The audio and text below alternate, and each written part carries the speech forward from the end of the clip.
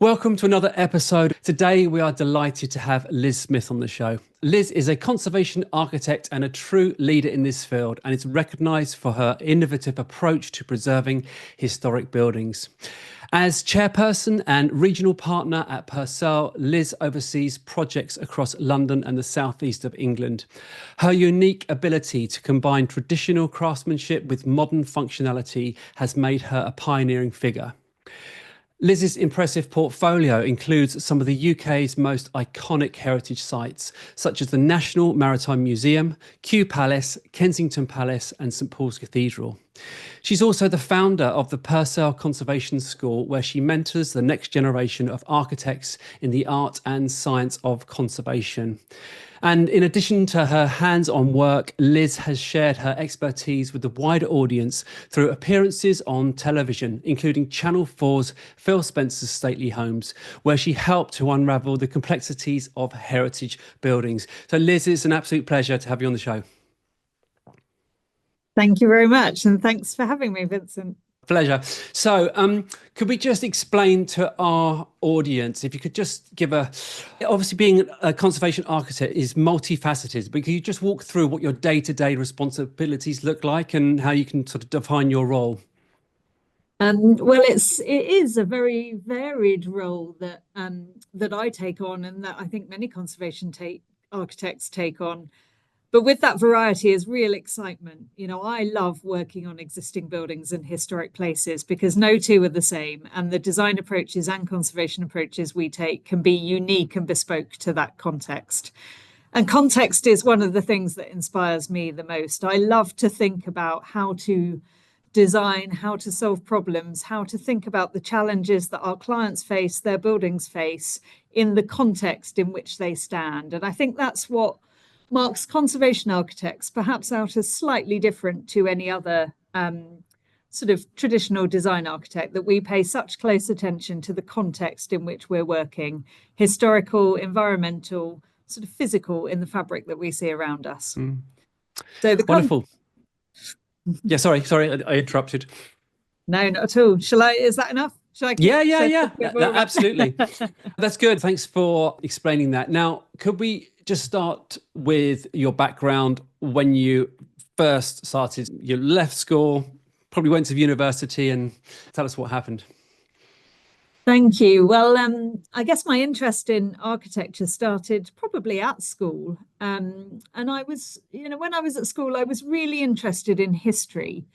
And I did history, GCSE, history A-level. And I did love the sort of humanities side, really understanding the way in which the history around us has shaped the environments we live in. Oh, Liz, hold on. Sorry, make sure. Yep, that's all good.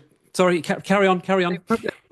So I loved history. I always did from a young age. I also loved art and creativity. And it was probably those two things at school that I was really keen to find a career that would marry. And architecture, I sort of happened upon it as an exact sort of meeting place for my historic interests and my creative interests. Now, I should say I grew up in Canterbury, and Canterbury is a place, of course, surrounded with history. And I used to visit the Cathedral very often with school and on my weekends. And I absolutely fell in love with the sort of stone carvings that you see that represent the hand of the craftsperson that's created them, but also this absolute landmark of historical change in the city and in our nation. And sort of that fascination with the Cathedral, I think, really informed how I'd go about my next steps, which was to do a degree in architecture. And I did that at what was then the School of Art at Canterbury. It's not there anymore. So if you do an architecture degree in Canterbury today, you do it within the university. And I think it's a rather different discipline. But at the time, it was still embedded within the School of Art. And so that sort of idea of creativity surrounded by history has influenced my career from the very beginning. And that was quite handy, actually, that you, from a young age, had that passion, because so many young people don't know, they get confused and they get forced into careers. My wife did a degree in law because it was I think a parent said, oh yeah, that would be a good thing. Not that she had the passion for it. She didn't like it at all. But so it's quite unusual, isn't it, that when you're young, you don't understand really where you want to go, what you want to do. But it sounded like you really knew, actually. You had that Well, I passion. did. Yeah, and I empathise with what you've just said. When I was at school, my teachers were all very keen to get you into a vocational career because they felt that that Mm. was their best offer to you as a grounding in life for the future, you know. And I often had conversations with the career teachers, with the other teachers about, you know, why don't you want to become a lawyer or a doctor? I went to a grammar school and a girls' grammar school, so they were really keen to sort of promote those kind of academic or you know vocational careers to us. Mm. And I think it was my own personal interest, probably coupled with the fact that my dad had been an engineer, and he was always Ah. teaching me to kind of make things and think about how things were built and how they worked. It was probably those two things that drove me to sort of resist a path of a different sort of career, but I did have to resist it, you know, and get and build my passion for architecture myself. Yeah. Yeah. And how did you find the course when you did your degree? Was it much harder than you thought it was going to be, or I was mean, it? it's interesting. Yeah, architects do, you know, I didn't specifically train as a conservation architect. You know, at the time, there are now many courses that are particularly around historic buildings Yeah, and I was going to say conservation at that the that probably moment. So wasn't around then, was it? You just trained as it, an architect. exactly, yeah. So I Yeah. trained as an architect, and I really enjoyed my degree, because it was creative. It enabled me to explore sort of projects in architecture in a new way. I hadn't really done that at school. You know, in an architecture degree, you are exploring how to design a building, and that's not something you do in your art A level or your design A level at school. So I really enjoyed it. And that was the sort of 3 years that I did the degree. I then left, and you do a year working. So the architecture training still runs this way that you do your degree, you then go into practice for a year, and in something that's called your part one in our IBA terms. So that's your part Okay. one level of kind of experience. You then go back into university and you do your part two, which is normally a diploma for a couple of years. You come out of that and you do your part three, which is your professional exams. And only at that point are you fully qualified to be an architect. So that's 7 years worth of training. And the first 3 years is really fun. The year then in practice is really fun. And I think it actually remains pretty fun all the way through. But what you realize is it's quite a slog to get to that point. And Yeah. I particularly enjoyed my first year in practice because that enables you to put all of the experience that you've gained in your degree into a real life situation. And even at that stage, I was already working for a practice that specializes really in historic building conservation. So I kind of dived into Uh, that sort of grounding in conservation then. Yeah. and were you actually doing practical skills and learning that way? As- I was actually, yeah. So I was Yeah. really fortunate. I spent quite a lot of time out on sites. So the people that I was working with would take me to the building sites that we were working on and look at sort of real life issues that were happening with contractors opening up historic buildings, making decisions about how to repair brickwork, timber frames, all the things that we were finding on site. And you know that probably is quite unique. There are many students who will go and work in quite big organizations, and you spend a lot of your time doing technical details because there are many people in the studio. You know, I worked for a practice that at the time had 6, 8, 10 staff, no more than that. And so I got a really hands-on experience working with the Mm. seniors and being able to contribute to projects. So that was, you know, that's something I'd really recommend to students coming out of an architecture degree and thinking about where they'd like to work. Try and find the practices that will give you that hands-on mentorship, and Mm. sort of practical experience in projects. And what were your strengths and weaknesses at this time? What did you really love, and what were you struggling with? Or were Well, you an all-rounder and you just did so well at oh everything? no, not at all. I mean, you're completely green at that stage, but yeah. I was still drawing quite a lot. So I really loved sketching. I mean, it's much harder later in your career to keep that going with the demands that the role places on you. But I still tried to draw. But at that time, when I first started working in practice, I was drawing absolutely everything. So I would be taken out to look at buildings, either where work was happening on site or where we were meeting a new client. And very often I would start sketching. And I remember one particular morning where the senior architect that I was working with arrived slightly later than I did. And I was already sort of sketching the facade of this building and trying to understand how it was put together and how the interventions that we were there to explore might land on the historic facade of the building. So I think those kind of thinking whilst drawing and kind of creating an understanding of what's in front of you by the way that you draw it and the way that you could intervene with it. I really loved that. And as I say, the later in your career you get, the more technical requirements, contractual requirements, sort of business development, all of those things are placed upon you. But the joy of drawing buildings was still with me. Is there still the emphasis on drawing by hand now? Because CAD and Google SketchUp and that type of thing, they still have to learn to draw properly. I hope so. I hope everyone Yeah. always will, but you are right that, today architecture is much more a kind of digital exercise. Most people will be learning. I learned, I think, on the computer and by hand drawing and hand sketching. They were all parts of my sort of career development from degree level. But I think now there's much more emphasis on CAD drawing, computers, 3D modeling, all of that sort of thing. And it's fantastic. The drawings that you see produced are really detailed, fantastically coordinated across the architects and the other engineering disciplines that go into making a building. And you see some stunning visualizations, but there is something really important about hand drawing to record the detail of what you're seeing. So I hope those things will always coexist. But yeah, we're definitely in a digital world. Yeah, it's when we'll talk about Kensington Palace in a minute, but when we did the survey at Kensington Palace, I worked with Hugh Harrison, and I think it was Peter, who was an incredible draftsman, and he drew the decorative cornice. And it was just, I think I remember. It was beautiful. It was just beautiful. And I said to them, please, can I have some copies of that? And actually, it's often, one of the things that we do when we start working on a building, the first thing we do is to look back through the records of that building, looking for historic drawings and looking for drawings that represent any changes that have been made to the building.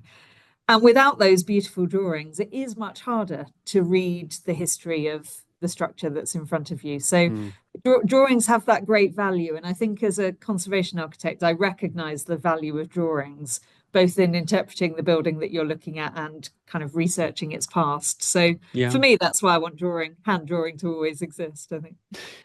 And how long were you working at the company in Canterbury? Well, I spent, when I finished my degree, I moved from Canterbury to London.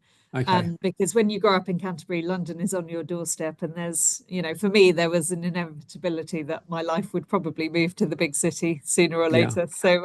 So I took that opportunity when I finished my degree, and I've been in London ever since. It's where I live and where I'm based. And although we work across the UK at Purcell, I've been in London ever since I finished my degree. So I worked in London for a year. I then continued my architecture studies at Westminster, University of Westminster. And I worked in London whilst I was doing the Part 2 diploma. And I think if I hadn't had that continued grounding in practice, I wouldn't have had so much opportunity to continue to evolve my sort of conservation knowledge and expertise alongside the more traditional development I was getting through my university diploma. Yeah. And did you have a plan at that stage where you wanted to go? Does anyone have a plan? I think I knew the sorts of projects that I was interested in. I absolutely loved working on historic buildings. And I have always loved projects that are around sort of buildings that are open to the public, that offer something to our cultural history, museums, kind of country houses that are open for everyone to learn about and enjoy. I have worked on lots of private residential projects too, but I think there's something really exciting about the sort of public and community engagement with historic buildings that excites me, and it probably always has. So I knew that's what I wanted to do, but I don't think I defined a kind of role or job title or career aspiration for myself at that stage. I just continued doing the work that I loved and trying to make the best of the projects that I was involved in. And I was fortunate enough to get some really exciting projects, you know, from an early stage, working in national museums. I remember one of the projects in my first year in practice that I was involved in was at the Soane Museum, Sir John Soane Museum in Lincoln's Inn Fields in London. And that is just the most incredible historic townhouse that belonged to the architect Soane. And he filled it with stuff that he'd collected on his travels around Europe. You know, it's absolutely full of wonderful paintings, pieces of architectural fragment that he'd gathered in Rome, just amazing things that he loved and wanted to have around him. And it's now open as a historic house museum where you just see the fascination that that architect had with history and creativity. And that really rubbed off on me, I think. I love, my imagination just runs wild when I'm in a period property. I think who was living here and what were they like, and all the things. You just have a look at who sat in that chair, you know, that's 400 years old, and it's wonderful, isn't it? Yeah. That's what I absolutely love about it. But it's interesting that you also had an interest in places that were open to the public as well, because that's coming, you know, more towards the education side of it and sharing all this lovely knowledge. And that's what interests me, because there's a nice, with what you've ended up doing, that's it's sort of a perfect marriage, isn't it? It is, and I'm very lucky. Yeah, but I think that's you know, I'm very interested in presenting history and heritage to people in ways that inspire them and make them think about the influence that history has had on the environment that's around us today, but also the way it's shaped our identity culturally, socially, and as individuals, you know. And I think I really love the fact that heritage has had such a strong role to play in all sorts of ways in that kind of cultural identity. And I think members of the public seeing that through architecture has always been quite important to me. That's been one of my driving sort of forces, I guess. And yeah, you do see that more in public buildings. But the interesting flip side of that is that not all historic buildings should become museums, you know, and I do feel that very strongly as well. We can't just turn our heritage into a public museum. It needs to be, these historic buildings need to be real, living, authentic. And if people want to continue to use them as private homes, that's important too, isn't it?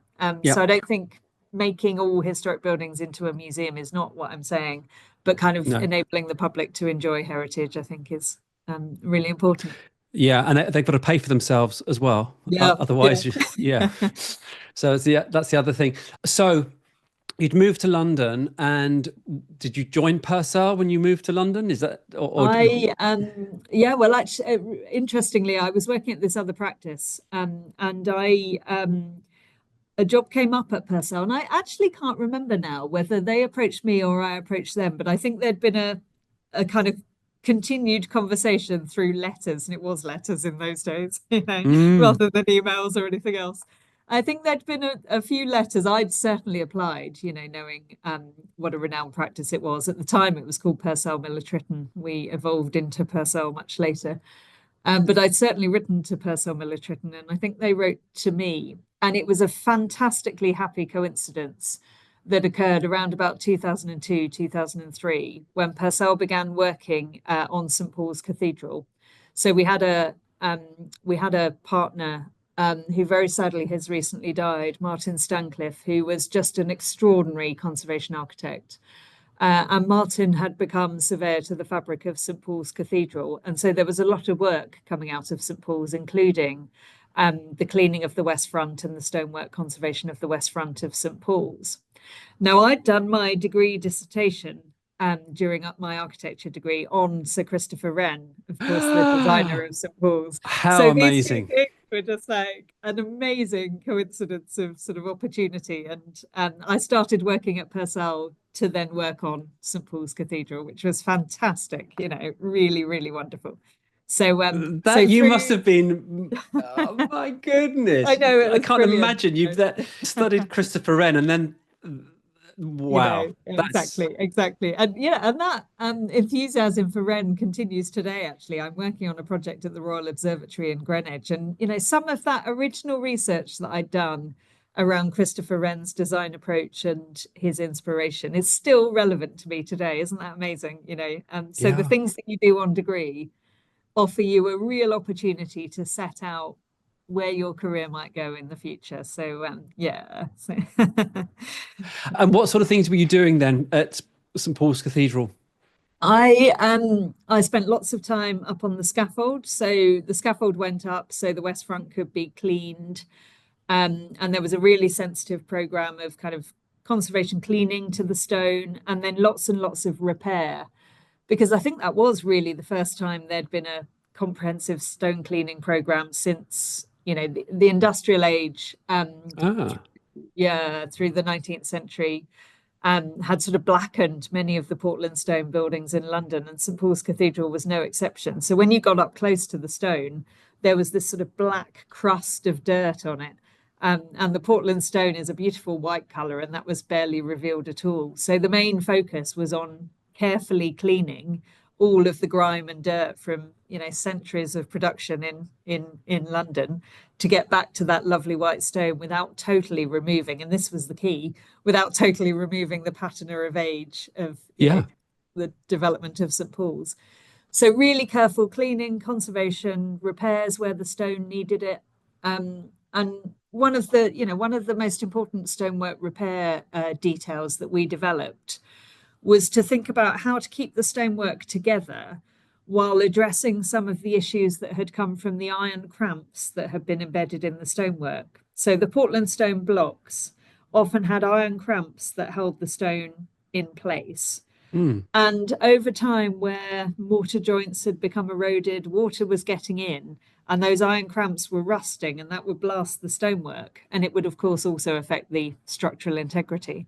So in many locations, we were making decisions about whether those iron cramps could stay in and be protected from the weathering elements by repair, or whether they needed to come out so that we took away the risk of further deterioration. So some really kind of forensic analysis of how the building was performing, thinking about how we wanted it to look after the cleaning, thinking about how to resolve the technical issues of its construction as well as its detailing. Really great grounding in all the things you need to know about sort of building conservation and addressing building performance. So that was a really sort of excellent first project, I think, at Purcell. A really good grounding in sort of pure conservation repair with all of the technical and philosophical decisions that come with that, I think.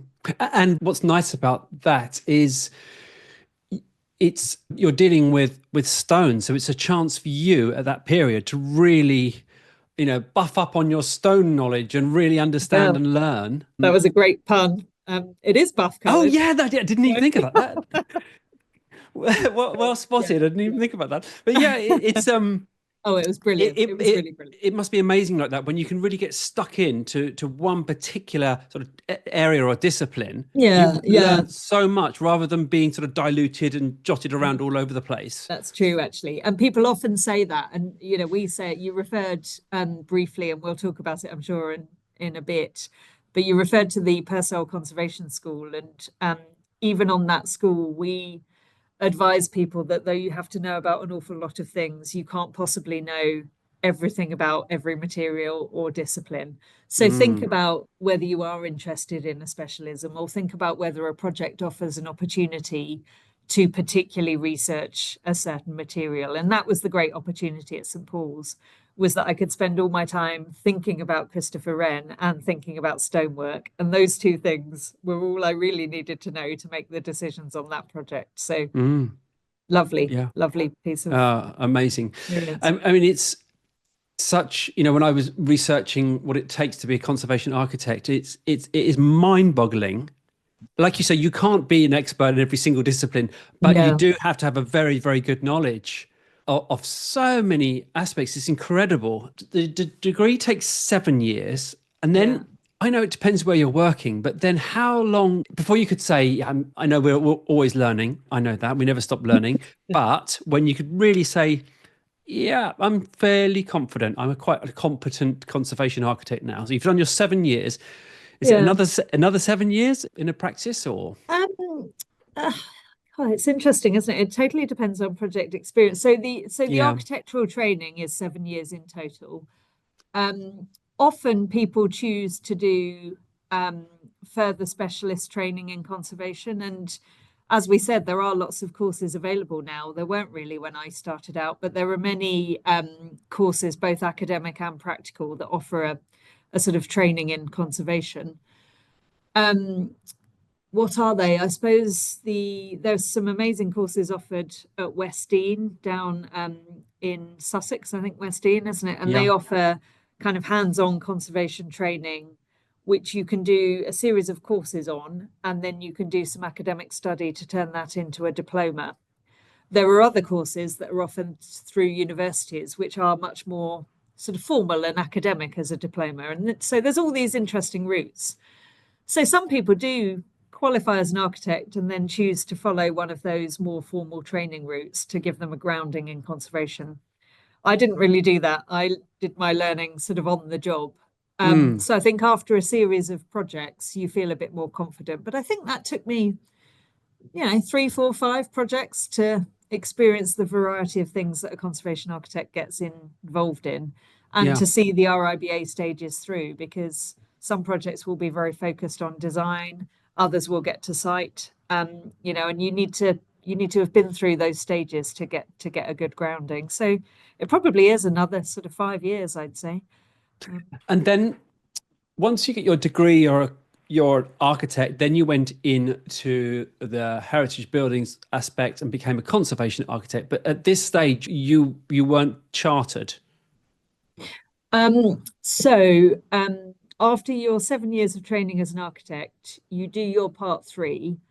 That's the final qualification to become a formally chartered architect. Okay. So you were chartered. So you become chartered at that point if you pass all of your exams. Apply to the ARB, Architects Registration Board, to get on the register. And then I applied to the RIBA to become chartered with the RIBA. What I also did was develop my accreditation. So there are accreditation schemes through the RIBA and through a scheme called Architects Accredited in Building Conservation. And those accreditations recognize you as a conservation architect. So those are sort of professional, accreditation schemes. So I did do that as well. I see. Okay. And that's the difference. And they're really good, actually. They're really good because they help conservation architects sort of reflect on their experience. What you do as an architect, when you're going through your training, you write logbooks and you do self-reflection within those logbooks about the things that you're learning on projects. So you literally write up, and everyone finds this quite tedious, but it is incredibly important when you look back on it. But you write up the projects. I would be hopeless at that. Just letting you know, I would be awful. I can't say I had a squeaky clean record at all times, but looking back on it, it was a really important process. And you write up your experience and you reflect on what you're learning. And you think, okay, well, that time didn't go so well, but this time maybe I'll do it differently. And it is quite an important process of self-guided learning. And when you're doing your accreditations to become a conservation architect, the process is very similar. You're writing up the projects that you've been involved in that are about work to historic buildings, and you're reflecting on why you made certain decisions, and what your conservation philosophy was, and what the implications on the heritage significance of the building were. So that's the process towards accreditations. And you need to do that for, I think it's 3 case study projects under the RIBA or the AABC scheme. And that gets you the accreditation as a conservation architect. Out of interest, what's the interest amongst architects to become a conservation architect? Yeah, well, that's a really interesting question, isn't it? And I think I've seen that change through my career a huge amount. When I started out, people probably weren't so keen on the idea of conservation architecture because it was seen as somehow backwards, fuddy-duddy, or fuddy-duddy. I wasn't going to use that word, but you did, so yeah, fuddy-duddy. Or that you were stereotyped as the kind of architect that would turn up in a tweed jacket and say, no, you can't do that. Or, yeah.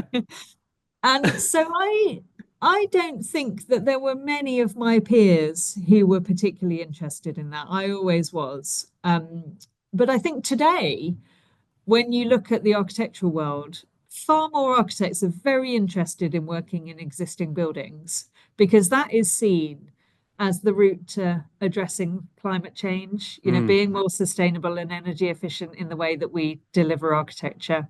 And we know, Vincent, that traditional buildings are amongst the most environmentally friendly when they're built. And also reusing an existing building is about the greenest thing you can do in sustainability terms. And I think the world and the profession is recognizing that. So the sort of move towards architects who are interested in existing buildings has been much greater.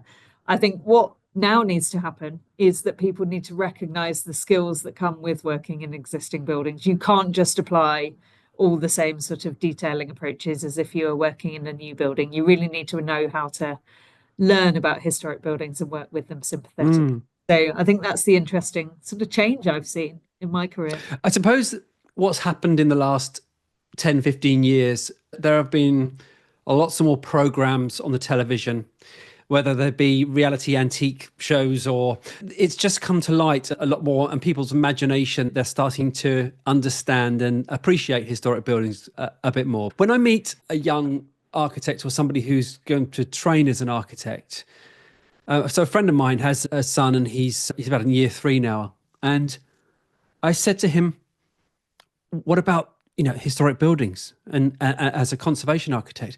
Yeah. And it just went over his head, because he wants to do all the shiny modern, which is great as well, but there doesn't seem to be the interest in some of the youngsters that I've met.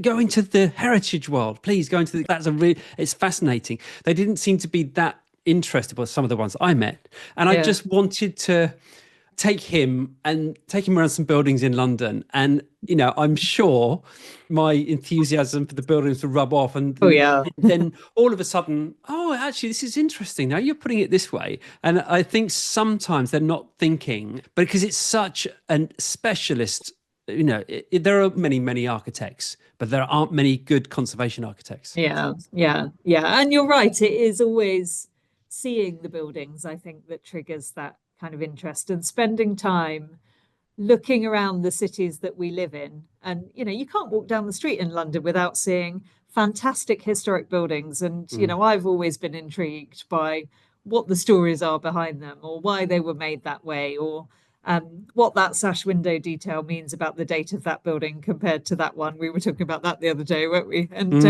and you see the sort of history of architecture around you, and I am surprised that people walk down the street without really looking at that, and on their phones and and getting on with other things. And I think if we all stepped back and looked at the context in which we're living, working, spending our time, and enjoyed the architecture around us, people would realize how important it is to protect those absolutely.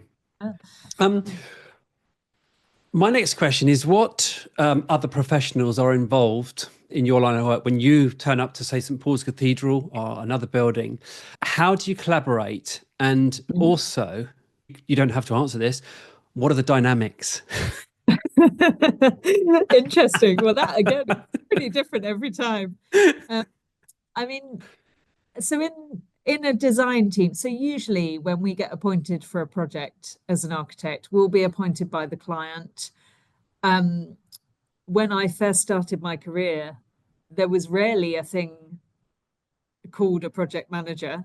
But that person, the project manager, has probably become more and more prominent in the construction industry in all sorts of ways. So the project manager is often the person that will be advising the client about the direction of the project, how much it should cost, how good their design team are. So now our relationship with the project manager, in terms of dynamics, the relationship with the project manager is often just as important as the relationship with the client, because you'll be taking your briefing from them, you'll be working with they'll be guiding the direction of the project. And then architects will be the lead designers. So that role is slightly different to the one the project manager performs. The project manager tends to run the program, the budget, all of those things. The architect will be running the design. And to do that, we coordinate with structural engineers, with MEP services engineers who put the pipes and wires everywhere in the buildings. And then an ever-growing sort of team of people like fire engineers, Building Safety Act advisors, that the kind of technical requirements around what an architect needs to do change all the time as the building industry addresses new regulations. But that's the sort of core design team.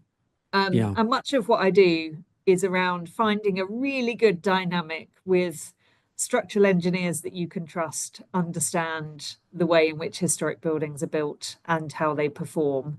You know, just everything we've said about the difference between architects and conservation architects equally applies in structural engineering. Yes, in a big way. In a big in way. a big There's way. way too Exactly. much steel being put up in buildings, in my Well, yeah, opinion. yeah, totally. Totally. I was just before Christmas, I was in Rome, and you look around the center of Rome and you see no steel buildings. You know, you're in London, you see steel buildings all the time, steel and glass around you.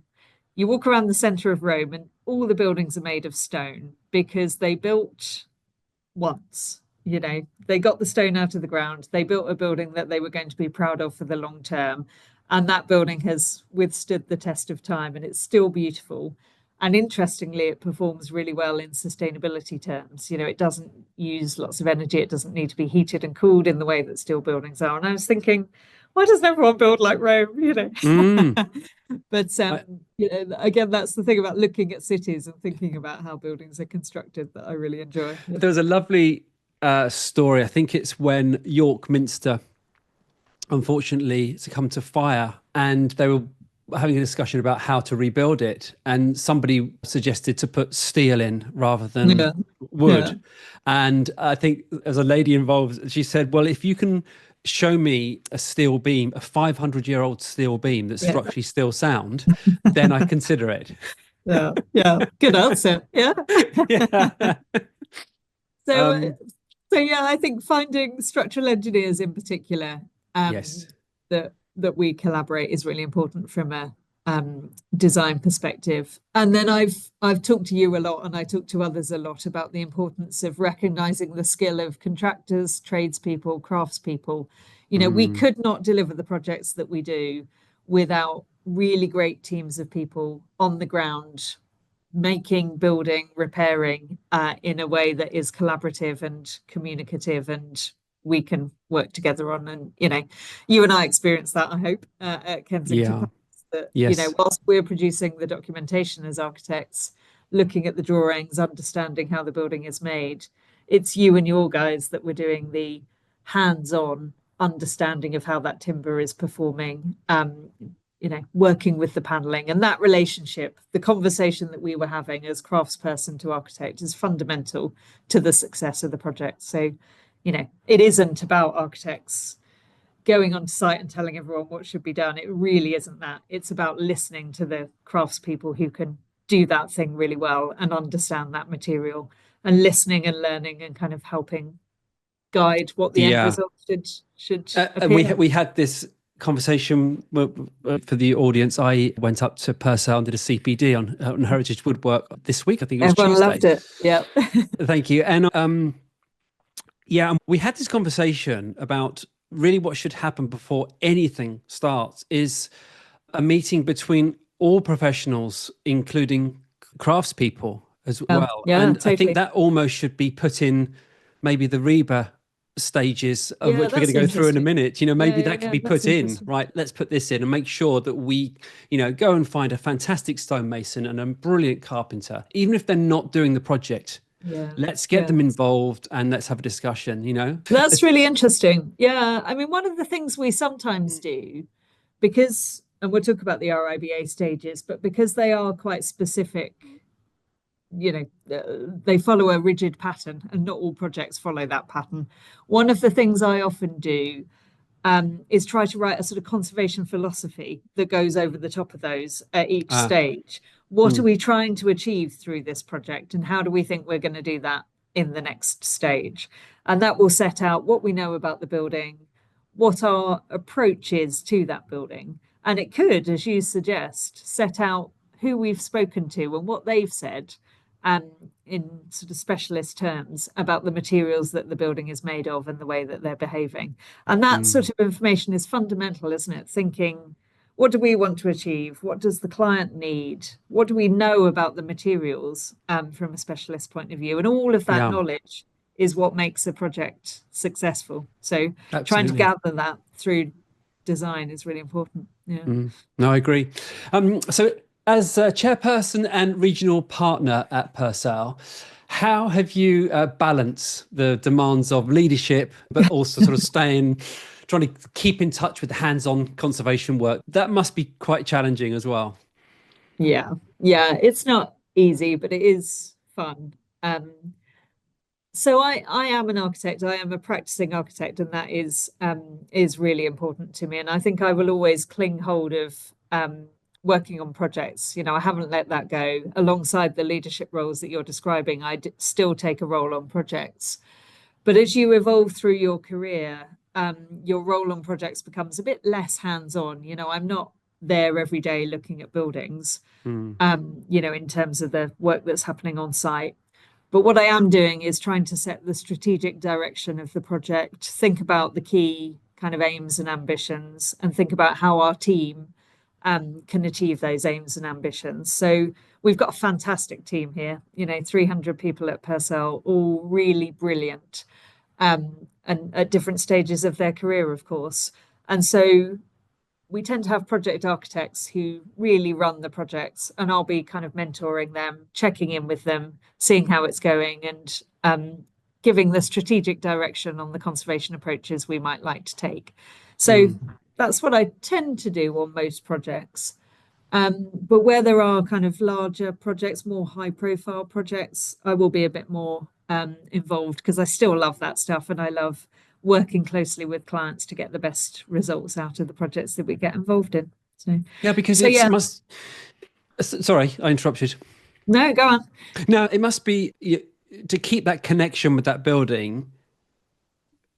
It's nice to visit and go on site, just so it is actually a real building. But obviously, as you say, you can't go and visit every single building. So it must have taken you a while to adjust to that. Still having that connection, relying on your team to deliver that. And it must have been. I think it's about the frequency of visits. In a project, when we've got projects on site or in the design stages, the project architects will be there almost every week looking at the building and seeing what it's doing, particularly if we've got an intensive project on site. That means daily, weekly site visits. In my role, I do less and less of that, but it doesn't mean I'm not going to see the buildings, because, as you say, it's fundamental. You need to look at the building and understand how they're working to make any sorts of decisions around them. So I still get out and look at buildings. And in fact, this week I was at a country house estate that we're working with. I went up to look around and look at some of the buildings and work with the client. And, it was a really fantastic day, still being able to do all of that. So, it is really important. So that's the sort of project related stuff. But strategically for the practice, I also write our business plan, thinking about what heritage conservation means to us and into the future. And that business plan looks at the things we've touched on. How do you make the market realize, in terms of clients and other designers, that working with existing buildings is fundamental to solving the climate challenge, but it also needs detailed conservation skill to remain relevant in the market. Those sorts of considerations. So I write our business plan that looks at how we take conservation forward and what that means to us and to the people around us. Yeah, because it's got to be going forward, we've got to have a blend of the traditional with the contemporary. And as we've just said, that these buildings have to remain standing. They've got to be maintained. There has to be money coming into the buildings. So it is difficult, isn't it, when you have to make a decision? I was speaking to Ed Morton. He was on one of the earlier podcasts, and he was saying, so interesting. He was saying it's some sort of drastic change to the building that did remove historic fabric, but it was essential for the building to commercially still be viable. And sometimes you just have to. You can't keep absolutely everything. Yeah. I totally agree with that approach. And I was recently involved in the project that Purcell delivered with Jamie Faubert Architects at the National Portrait Gallery. So the National Portrait Gallery in London is a Grade 1 listed building. It was built as the Portrait Gallery. And so lots of its heritage significance is within its use as a portrait gallery. It was fundamental that it could continue doing that. But it had become quite tired, and the visitor entrance wasn't great. There was a small front door that had been built in Victorian times, no generous kind of forecourt that you'd expect from a major museum of that status. And the scheme that we delivered has addressed all of that. It's put a new forecourt in the front, and it's made bold changes to the northern facade of the building. We've actually taken out quite big sections of historic fabric by adapting windows to become doorways, dropping the sill, taking out the Portland stonework that makes that sill, and opening the building up. And it has a generosity, it has a relevance that it never really had before the project. It has become so much more important as a national museum, and we're really proud of that. But to achieve that, it did need to undergo some change and needed to undergo a sort of major project. And we hope we've delivered that with sensitivity. And we did that because we were conservation heritage architects working alongside a much wider team that was bringing the different skills that project needed to make a success of it. So my goodness, there must have been multiple meetings about that, particularly with Historic England. Well, exactly. Yeah, exactly. And the key way we handled that, Historic England are the body that say whether you can or can't make changes to listed buildings in the UK. And they're very interested in looking at the detail of what you're proposing. And we thought, well, the detail is important, but actually the reason is more important. So we began the conversations with Historic England by saying, look at this building, look at what it was in the past. It was a really fantastic, gallery museum, but now it is suffering all of these challenges of poor visitor access, a really small front door, no inclusive access for those with accessibility needs. We need to bring it up to standard and make it more appropriate for modern society. So that was the need. And it took a while to get them on board with that, but they really understood that to make that building relevant into the future would mean change. And then we could show them what that change looked like, But if you go straight in there and say, we just want to change a listed building, then of course you're going to be faced with problems, aren't you? You need to help people understand why the buildings must undergo change and why that's important for their long-term sustainability. So that's most of what I do. I think that's my that job sounds as like a an heritage incredible project. What a fantastic project. Yeah. Because you really had to think outside the box there. That's, you really have to come up with some amazing concepts. Yeah, That exactly. Sounds, yeah. And it's interesting. You say that I'm working on a project where there's some listed, it's grade 1 listed, small panelled room, painted panelling, but it's a hodgepodge of panelling. And I think it was put in there in the 1920s. It's, reclaimed from various buildings. However, it's got its charm about it. Oh, yeah. And where it's situated at the moment isn't right for the building, or the building's going to be repurposed, and it just isn't right where this is.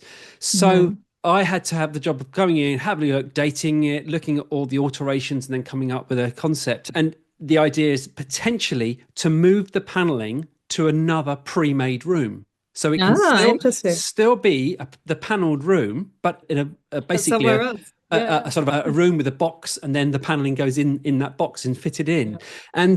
What was interesting was that I was asked, and I was umming and ahhing, should it be moved? Should it not be moved? I don't quite like it. It's quite quirky. It's a bit of a work of art because it's so strange the way they've done it. And I was asked, would you move it? Would I move it? And I paused for a little bit and said, I'm 50-50. I don't like to move things. But however, I could be persuaded if it's going to be an exhibition where the public, and that's the idea, the public are going to come in and have a look at this, and it's early 17th century, then I'm up for moving it, because then more people will see it and learn about 17th century panelling.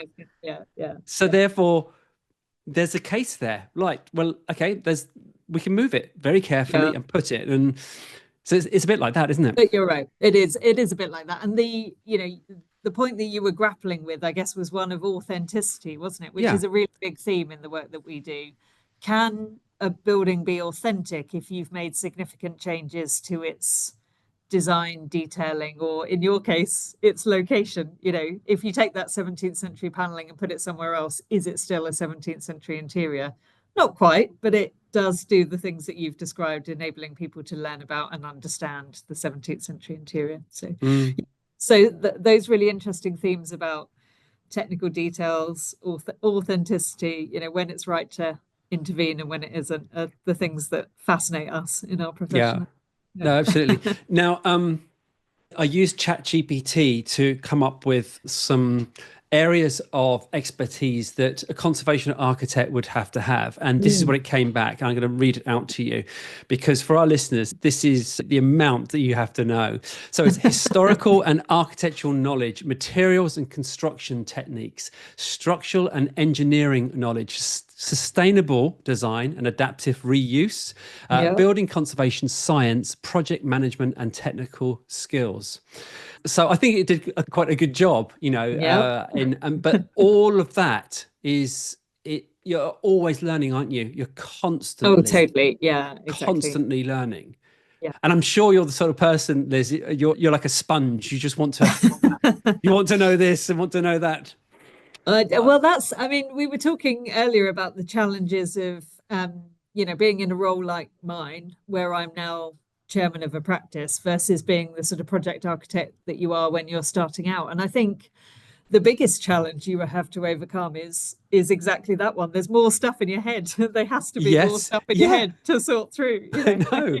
When you're involved in projects earlier in your career, it tends to be that you'll have one or two at any one time, and you can really focus on thinking about that project and delivering everything that project requires. And that's fantastic. It's a wonderful stage in your career where you're really hands-on and involved in those projects.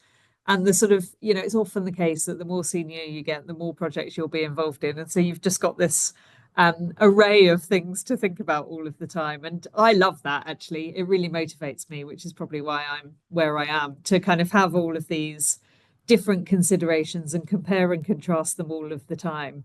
And to me, that helps refine my kind of attitude as a conservation architect. How do I think about each scenario? Where can it be different? What unique challenges has this building got that this building hasn't got? And where am I taking the learning from this building and applying it here? And, every day I'm kind of thinking, I did that on this project. I repaired this 17th century paneling, say, in this way.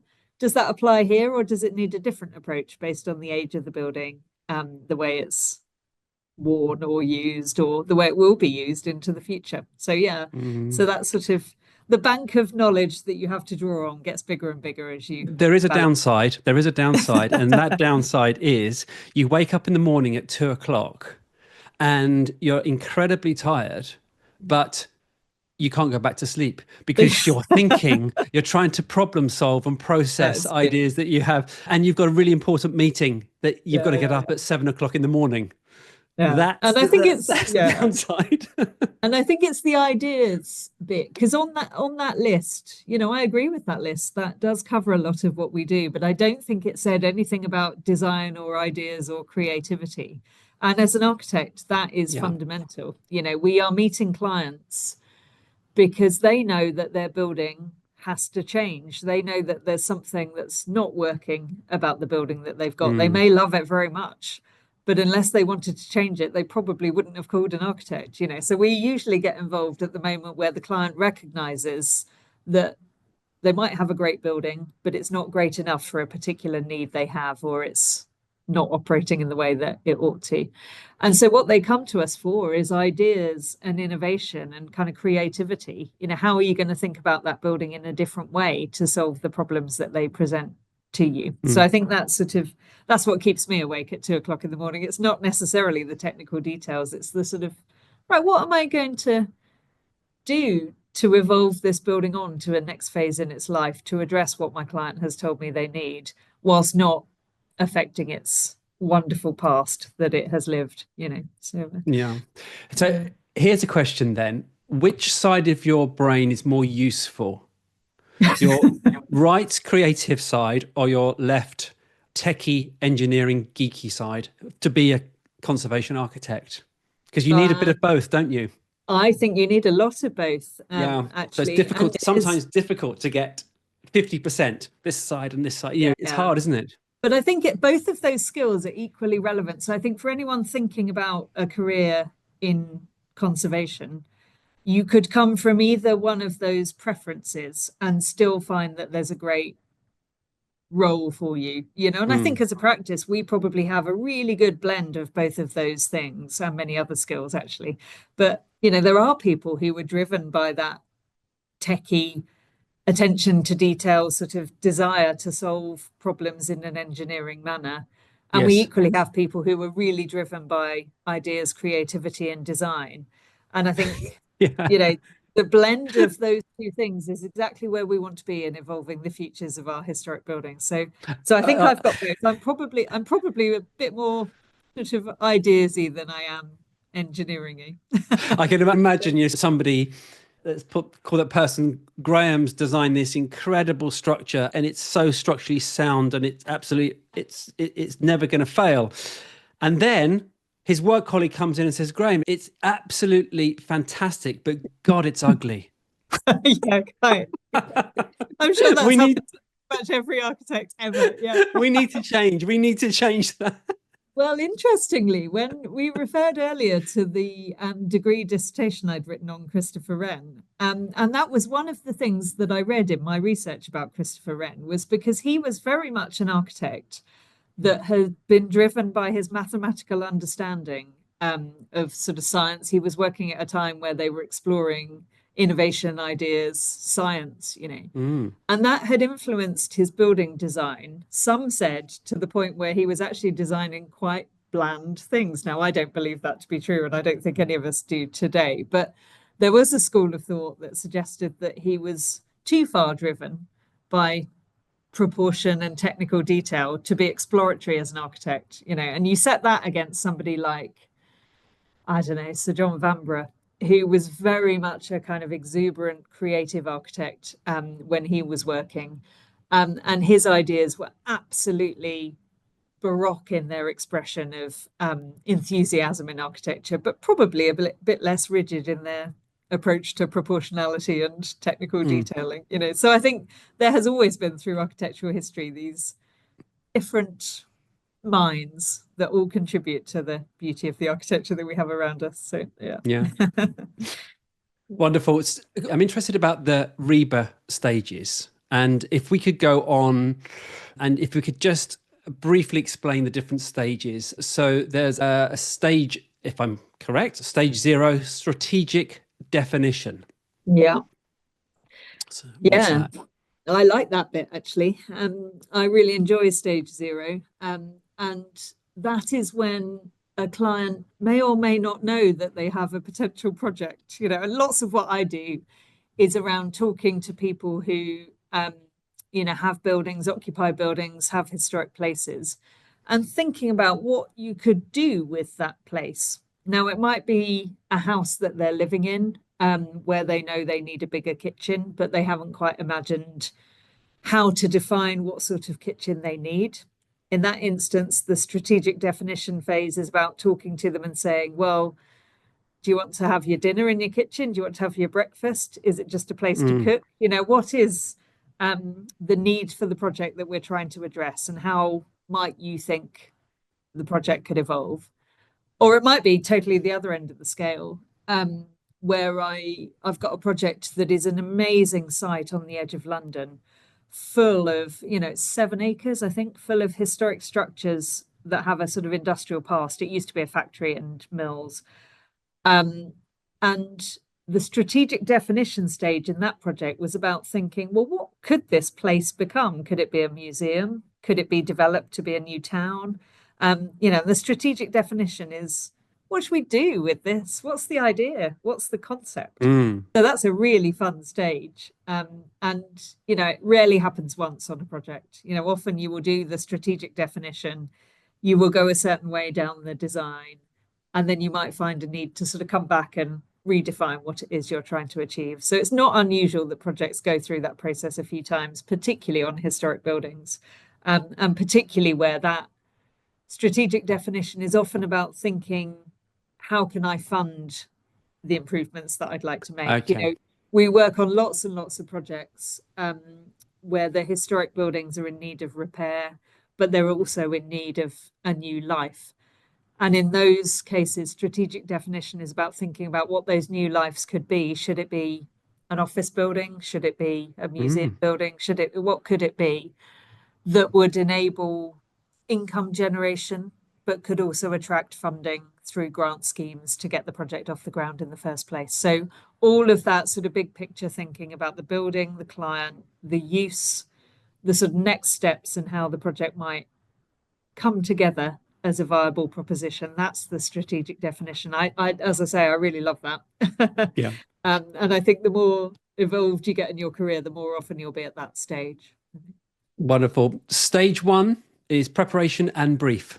Stage 1 is writing the brief. So once you've decided that somebody needs a new kitchen or that this site is going to become a future museum, you write a brief for what that looks like. So in the kitchen, you might have 2 sinks, 3 tables, 4 drains, whatever it is you need to make that project work.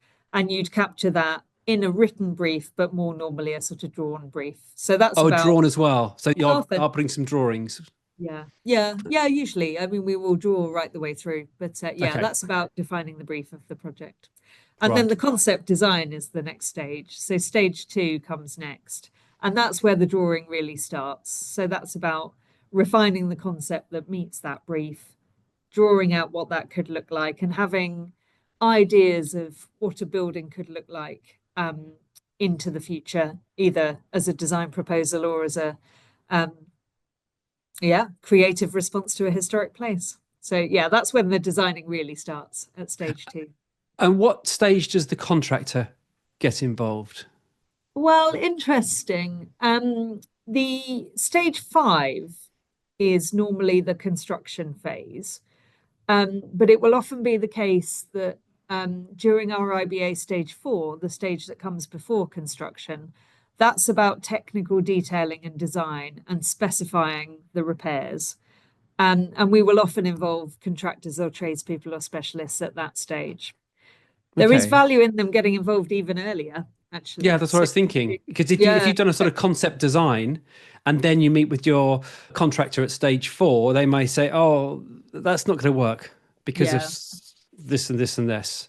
Yeah, you're right. Yeah, I'm interested to see who's involved and when. Yeah. Well, I think you're right that as soon as you've got the concept and the client is happy with that concept, you are able to start speaking to people who might have a role in the implementation of this to get better guidance from contractors. And, I was thinking as you were speaking that stage 3, at the end of stage 3 is usually when you'd go to listed building consent.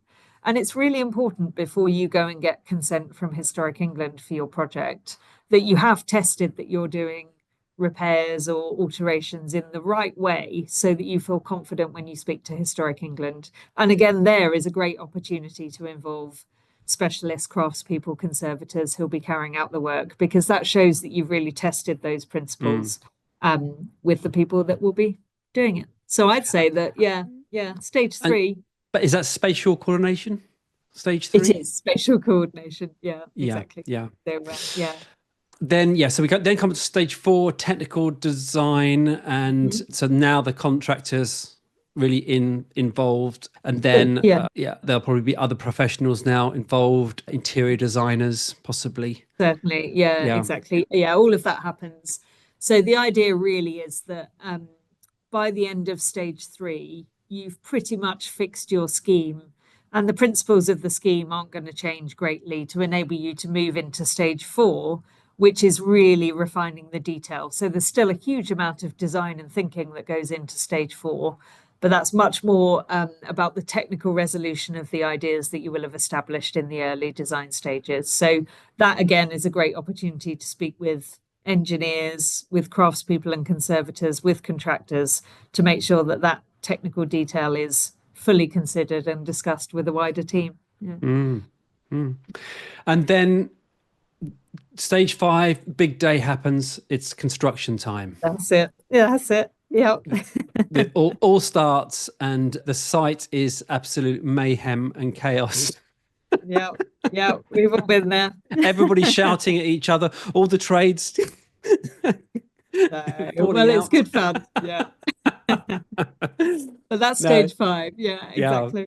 and that's Stuff really obviously happening on site. that's the longest stage. I mean, it's worth saying actually that stage 5 is the construction stage. So that's when the main contract is usually happening. But what we try and do, particularly in work to historic buildings, is try and get some opening up and enabling works and investigations done earlier in the design process if we can. So you don't really want to leave it right the way through to starting the main contract to learn about how the building is built or find its discoverables hidden behind the paneling. You know, you don't want to get on site and then discover that behind the finishes you've got a great big hole in the structural wall that you couldn't see. So we try and do some targeted investigation, which usually means getting contractors on site to do that ahead of stage 5. And that takes the risk out of the process. And managing risk, I don't think that was on your chat GBT list, but managing No, risk it is one of wasn't. the kind of priorities, I think, of our role as a conservation architect. You know, thinking about what the risks could be in this building. You know, what from our knowledge and our experience do we think the risks could be? And how do we go about mitigating those risks through the way that we design and run the project? That's a pretty key part of what we do. So when you say risks in all areas. Risks in all areas, but Okay. particularly in that scenario, I was kind of thinking about building fabric risk, Yes. because that's kind of quite a big one, particularly in historic buildings where you don't know exactly how they're made or how they were designed or what changes they've experienced in their lifetime. So. Right. And so now the building's finished. I'm interested, what happens with handover? This is stage 6. Yeah, well, that's kind of different every time actually, and it is an interesting and exciting moment. Often there will be a straightforward completion of the building. The architects would have spent some time ahead of that completion doing a thing we often describe as snagging, which is looking for the final snags in the building completion. You know, has everything been finished to the right level of quality? Are the details all correct and complete? Is everything that's on the site as it was on the drawings? You know, we will have done that final review. And then when you're satisfied that everything's been complete, you can recommend that the handover happens, which is when the contractor gives back the site to the client and they, in theory, step away. And is that when you have that meeting, you have a sort of a big meeting with the contractor and to go through all of the sums and what's been paid, what the variations, everything. Yeah. We had that at Kensington Palace. It was about a 3-hour meeting. Yeah, I'm sure. Yeah. Yes. Yeah, I see. That's part of that handover. It is part of the handover. And at Kensington, I think we handed over the rooms for the client then to do their installation of exhibition design. And that was an interesting part of the process because what we were doing there is working in a palace that was open to visitors. So it was really important to the client that they understood when the contractor would leave site so that they could then take possession of the rooms and install all of the things that would enable the rooms to reopen to the visitor, you know. And that's kind of often part of the architect's role is to plan that process as well, working with our clients. So you can't just get to the end of the contract and say, right, client, here's your building back, open the doors tomorrow and everything will carry on as it did. You know, there's often a process to plan and design back in of how to put in the interior detailing, you know, how to fit out the rooms, how to bring the furniture in our case, how to put the exhibition design in. So all of that needs thinking about as well. So is that stage 7?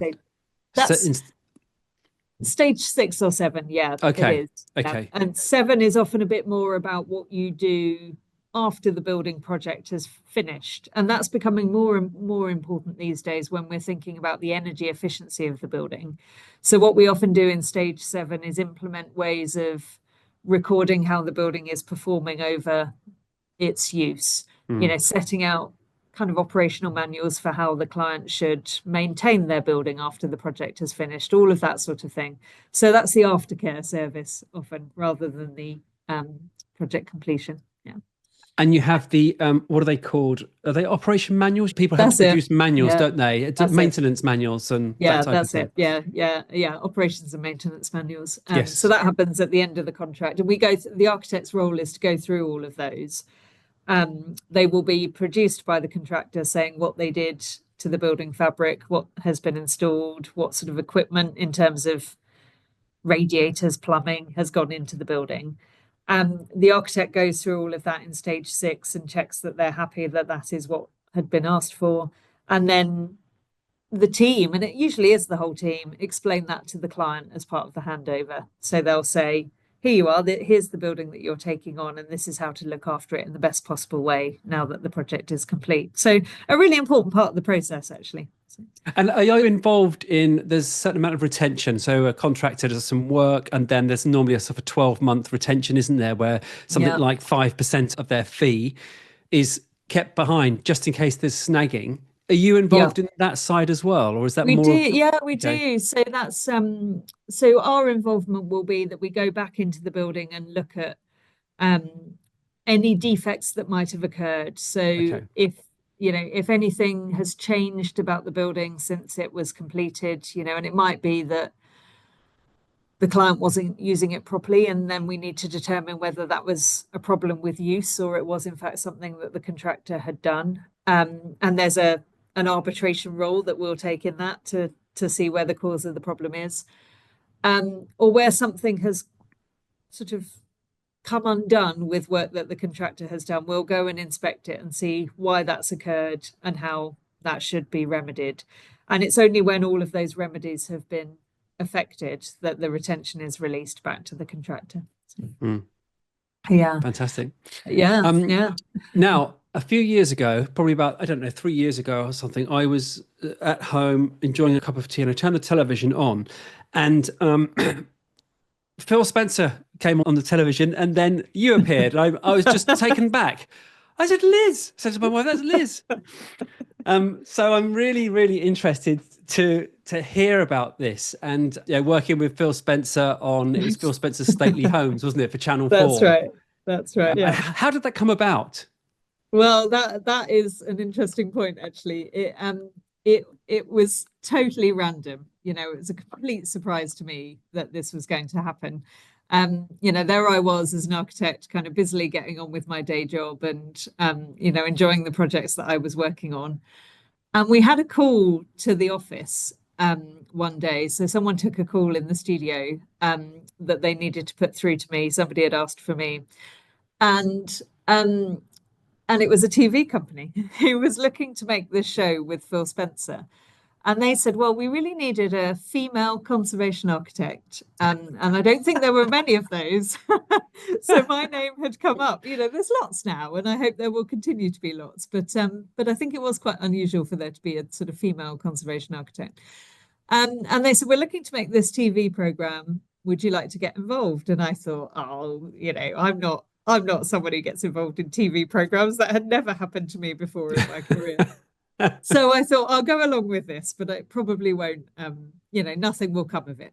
And so it was with some sort of laissez-faire attitude that I walked into the first kind of interview that they set up. And I thought, oh, this will be fun. It will be a good experience, but, nothing will really come of it. And so they asked me a series of questions, which I answered about, historic buildings, country houses. And I had a really great conversation. I thought, well, that was fun. If nothing else, that was fun. And then they invited me to do a camera test where I had basically the same conversation with a camera poked in my face, slightly less fun, but still. Yes. And then they said, right, we'd really like you to come and film a first episode. And I thought, oh, this is getting serious now.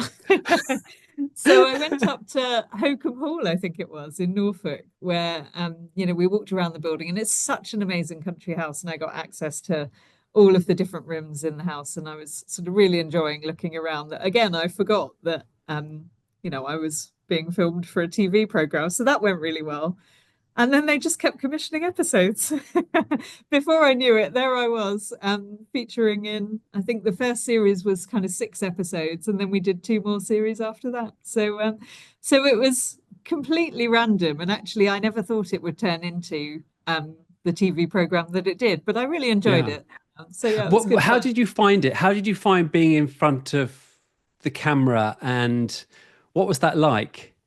It is quite nerve-wracking, and it is really nerve-wracking. You need to think about so many things. You're thinking about what you're speaking about, you're thinking about the building that you're stood in and what you're learning about it. You're thinking about, where do I have to look? Should I be looking at the camera? Should I be looking at Phil? Should I Yeah. be looking at these many people that are actually behind the camera? But so it's very daunting. There's lots you need to think about. But I did enjoy it, and they were really friendly. All of the crew and Phil were brilliant coaches, because they knew that I hadn't done TV before. So No. it was enjoyable. Did But, you have to work with the script, I or? did. Well, that was the biggest change actually through the program, is that I got involved in some of the research. So I would know in advance which country house estate we were going to. And it was always amazing stately homes across Hmm. England and Scotland, actually. We went into Scotland. Did we go to Wales? I think we did once.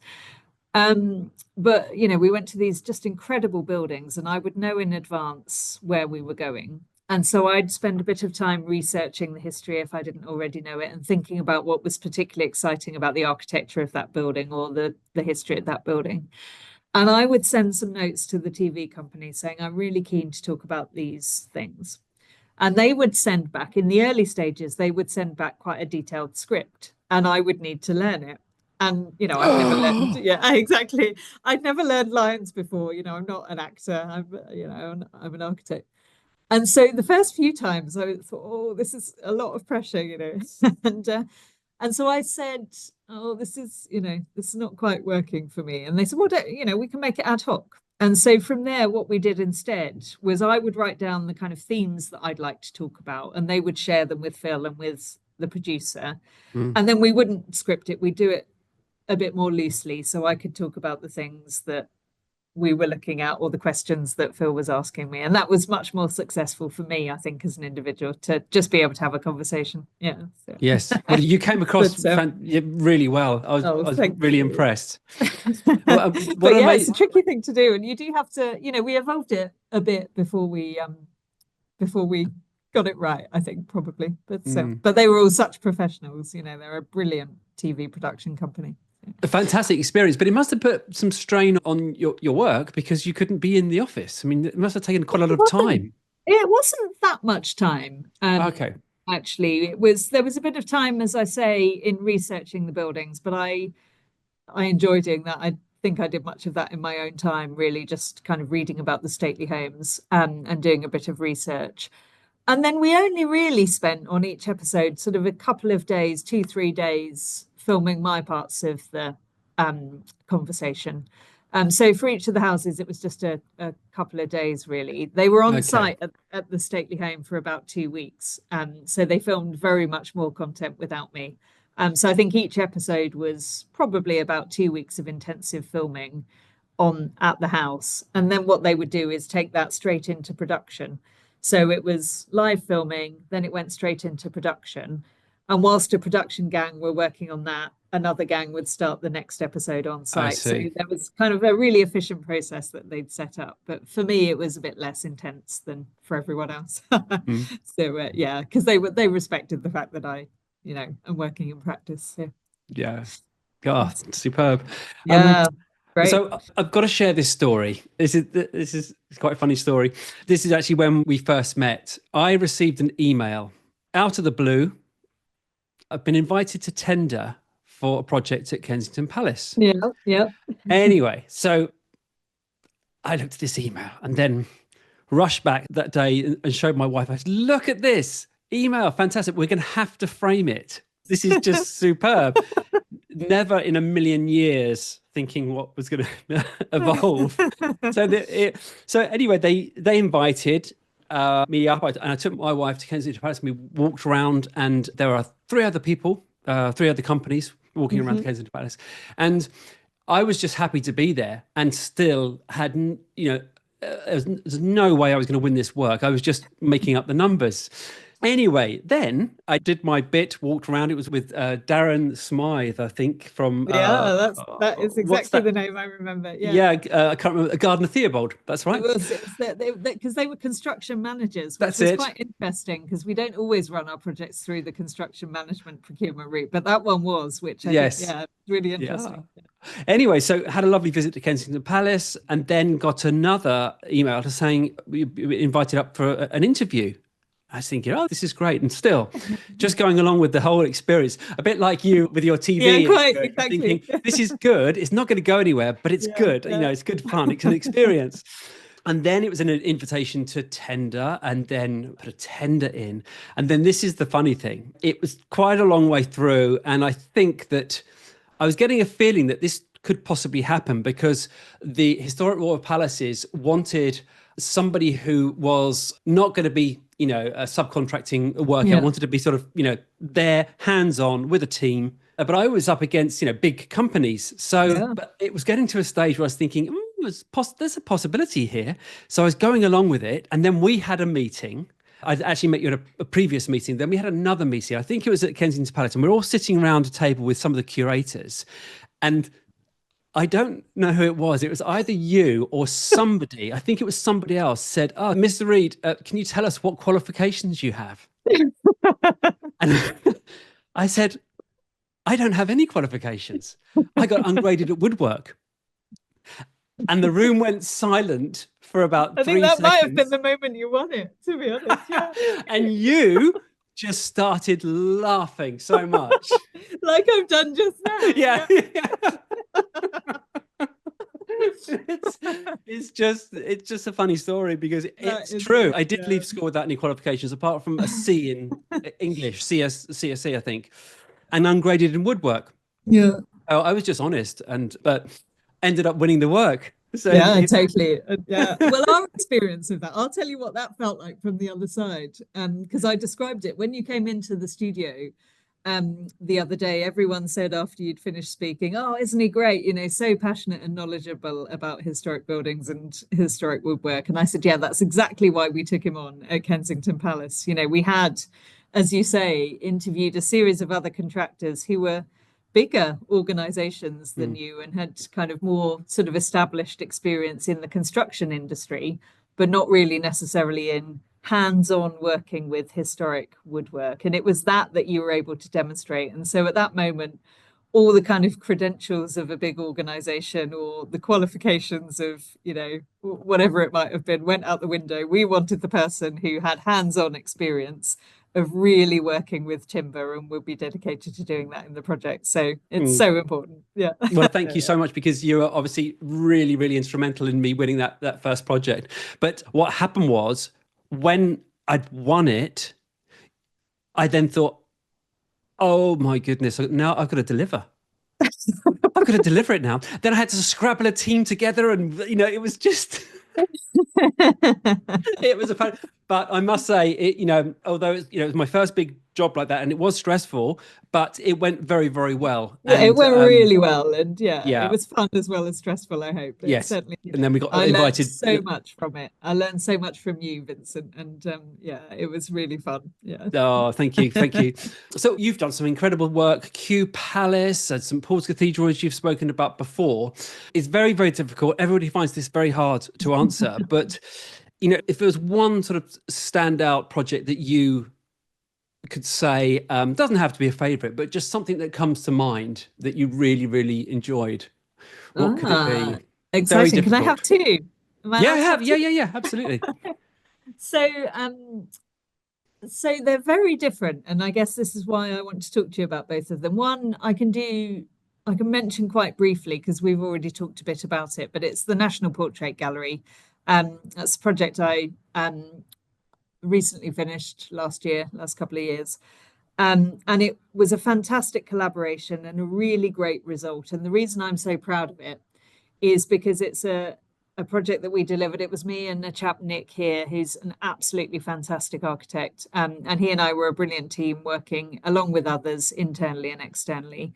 And we delivered this project, which was shortlisted for the RIBA Sterling Prize, the top prize in architecture, last Crikey. year. And although we didn't win, I was super proud of that achievement, and even more proud that we'd done it on a grade 1 listed building where the conservation of the building as well as the design interventions was the main kind of purpose. And for me, that accolade of working on a building that has a chance of winning that kind of top prize in architecture and thinking about heritage significance and what that means to the future of our architecture, it was a really defining. Incredible. So that one, just because of that, because of the success of the project, how enjoyable it was to work on, and all the things that we've done and been recognised for doing in a heritage building, I'm really proud of that. And it was a great project. Totally the other end of the scale, and in fact on the other side of the world. And I can't remember whether we've talked about this, but I've been involved in work on South Georgia, which is, so the South Georgia and South Sandwich Islands are in the Antarctic Circle down in the South Atlantic. Have we talked about this before? No. As in the Falklands Islands. That's it. Yeah. So I've been down there a few times. In fact, I've been to the Falklands 6 times, I think, and then down to South Georgia once. And to do that journey, you fly. The first time I did it, I flew from RAF Bryce Norton, which is in Oxfordshire. I flew to the Falkland Islands via Ascension Island in the middle of the Atlantic Ocean. God. And I spent some time on the Falklands looking at some historic buildings there, which date from the 19th century when a dockyard was established in Port Stanley. And I did condition surveys of those buildings. And then we got involved in work in South Georgia, which is just the most exciting climate. It is literally Antarctic islands. They're just inside the 60-degree latitude, and they historically were used as whaling stations. So there's a series of 19th century whaling stations which are now abandoned. And there are the kind of remains of several buildings in which the whaling operation happened. And on one of those islands, Grytviken, there's a kind of scientific base for Antarctic scientists coming from Britain, or actually elsewhere in the world as well, but really a British Antarctic scientist base. And so there's a series of buildings that have a fascinating, most of them are timber frame, 19th century buildings. There's a few that are really wonderful buildings that were built by Norwegian whalers in the 19th century. And so they're in traditional sort of timber scribe log cabin construction, really traditional Norwegian kind of timber detailing as a log cabin, but fully scribed at the joints.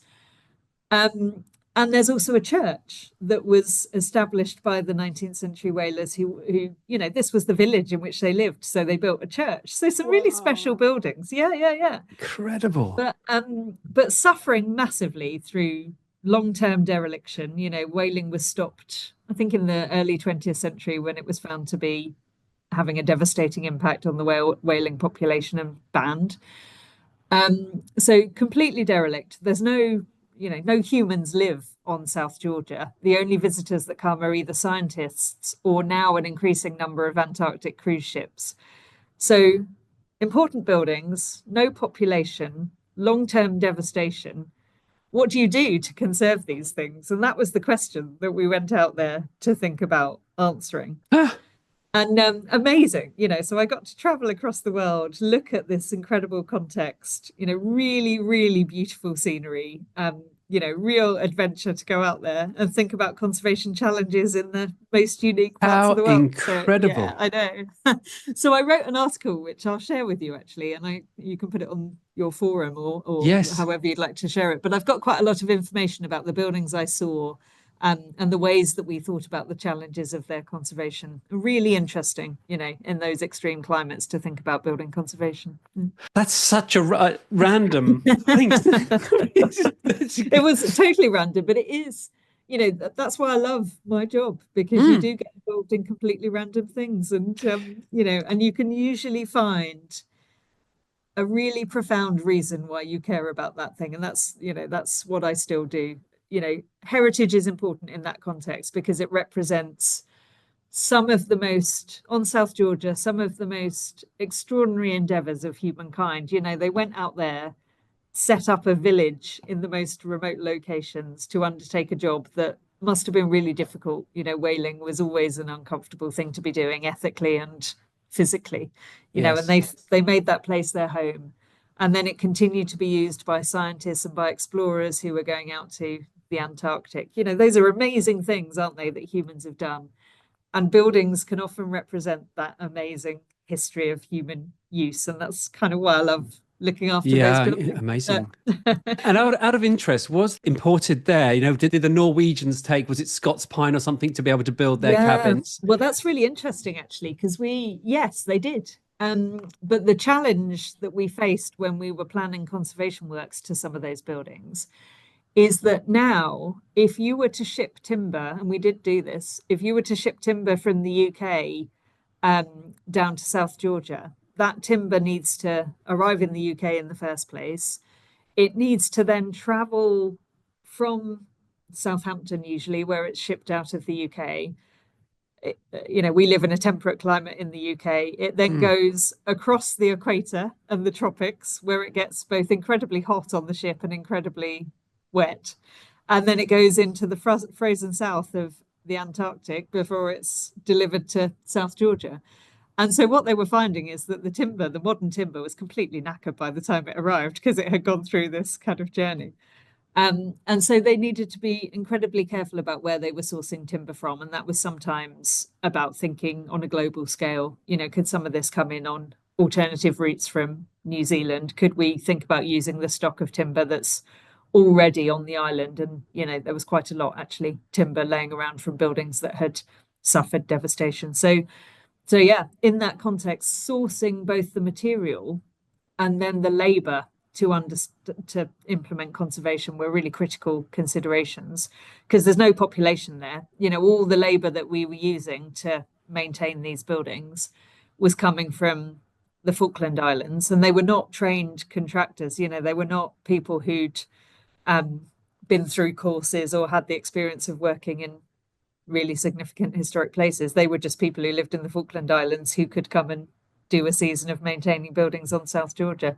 So part of my role was about talking about the conservation techniques that would give those buildings the best chance of being repaired and maintained in an appropriate way. So, that project I love because of the extremes of the climate, but also because it's the fundamentals of how you plan conservation. You need to think about where your materials are coming from, and you need to think about what skill set is available to actually do that work.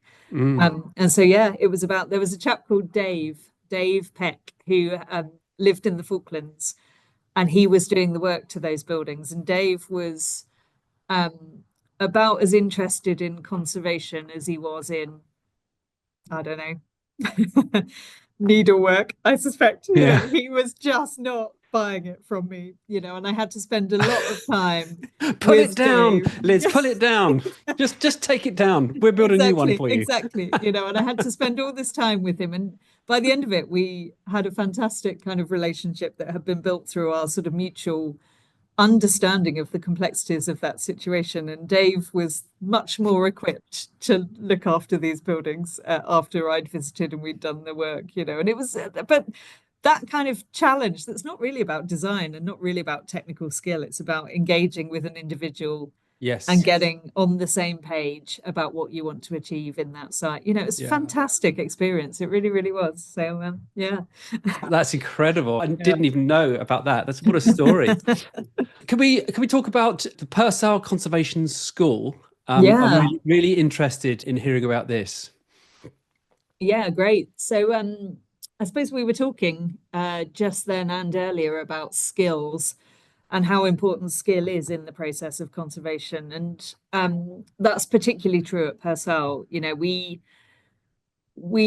employ lots of fantastic people, and we continue to employ people who are great designers, but perhaps have less of a experience. As we've grown as a business, we take on new people, and we've not been able to train them, right the way through their careers. We're taking on people who've had a different sort of training, potentially.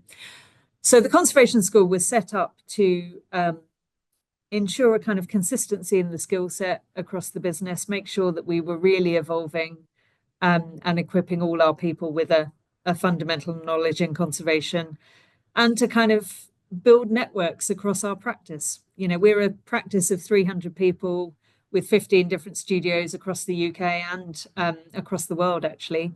And it's really important that our teams get to know each other and get to know the expertise that does exist within the business. So to achieve all of those aims, I kind of set up a school that brings about 25 candidates from across the business together for a week. It was a week to start with, it's a bit less now, for a week of kind of really intensive training, usually based at one of the projects that we're working on, where we all just get together and talk in classroom sessions and through lectures about conservation. So what we try and do is pick a site that we're working on that will have a real variety of kind of issues to look at.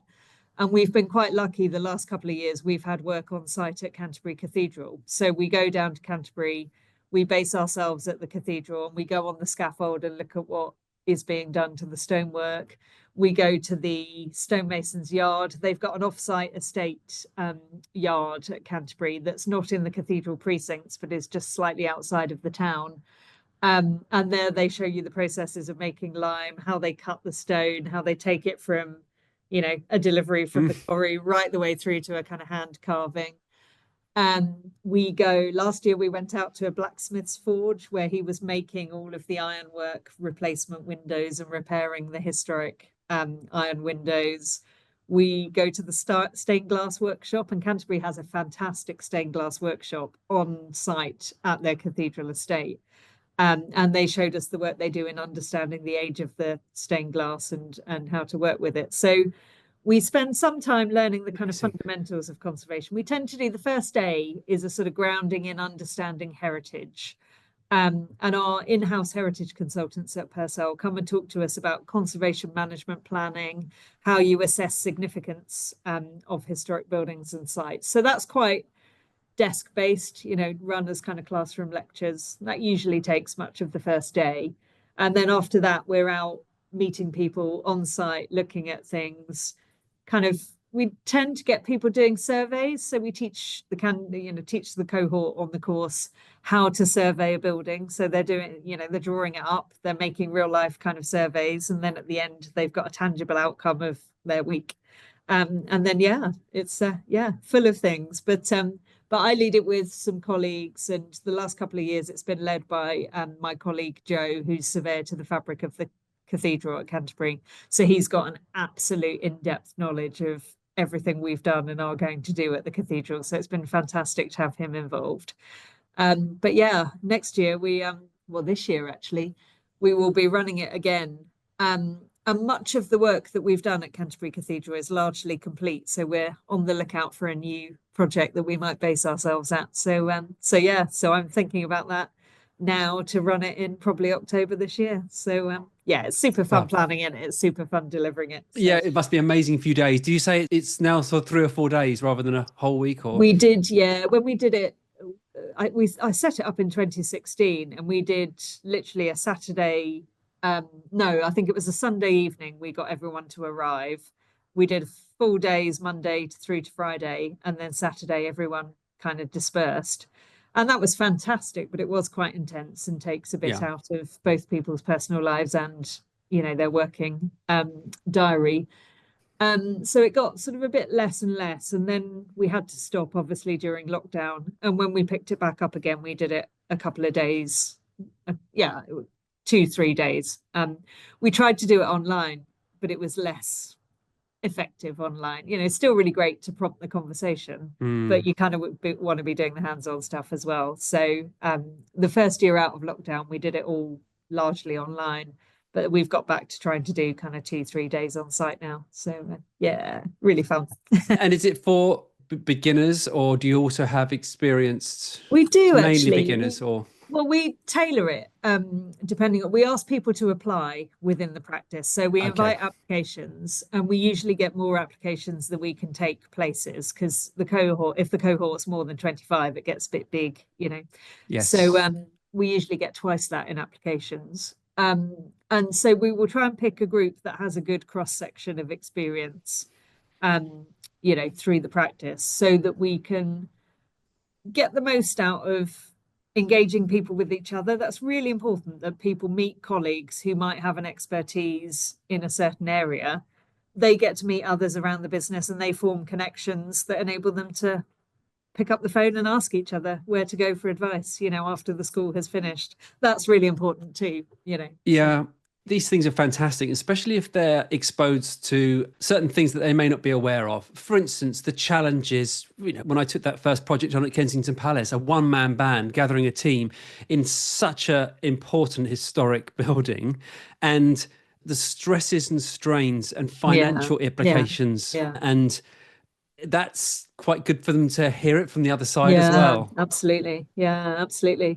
And you can be, because it's been largely internal, the course, we invite external speakers often, but we haven't yet, and I have thought about this quite a lot, we haven't yet invited external students. And by that, I mean, we haven't invited our clients to join us to be taught, or consultants that we're working with. And there's something nice about that, because it creates a sort of place of safety where people can ask questions, and not be embarrassed. They're only in front of colleagues and friends. They're not on display to the outside world as professionals. And so if they don't know something or they're learning something, it's all on the table. You can ask any question you like, and no one out there is paying you for that service, or or questioning your reputation. You're just learning in the best possible way. So that's the sort of environment we've tried to set up within the course as well. So and it's been going since 2016. So yeah. So with the little pause, as I say, for lockdown, which enabled us to refresh and change it a bit thereafter. But yeah, it's good. It's really good. And brilliant. We'd like to invite you on, I think, next time. I'd love to do that, if I can be involved in any way. That sounds really good. For our listeners, are there any resources that anybody's interested in, learning more about architectural conservation and a conservation architect? What would you recommend to them? I know there's lots online, isn't there? But what would you say? Yeah, there's absolutely loads online, actually. And, Purcell have a website, obviously, which has a lot of resources about our projects, but also the sort of thought leadership that we do. We like to write articles and give our sort of thoughts and opinions on conservation today. So lots of that's on our website, and we encourage people to have a look at that. And then similarly, institutions like Historic England, English Heritage, they've got a wide body of resource. The RIBA have a wide body of resource and toolkits about heritage conservation and architecture.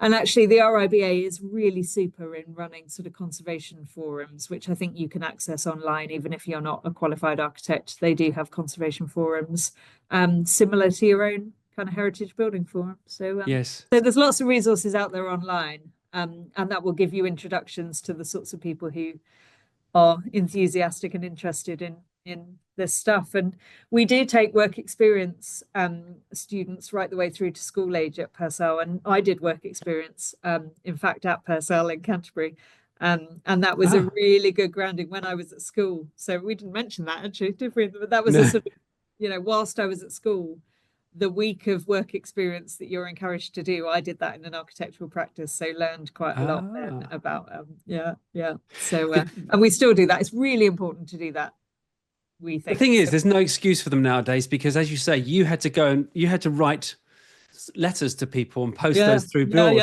Exactly. Now exactly, I did. It's easy, isn't it, to get connected and get involved. So exactly. We had to. I remember I'd done my work experience, and I remember being sat down when I was back at school, having to write a thank you letter to the architectural practice that I'd done my work experience in, and we had to write a thank you letter with our teachers looking over our shoulders, explaining all the things that we've learned, and I wish I had that letter now, because I am in that practice. But but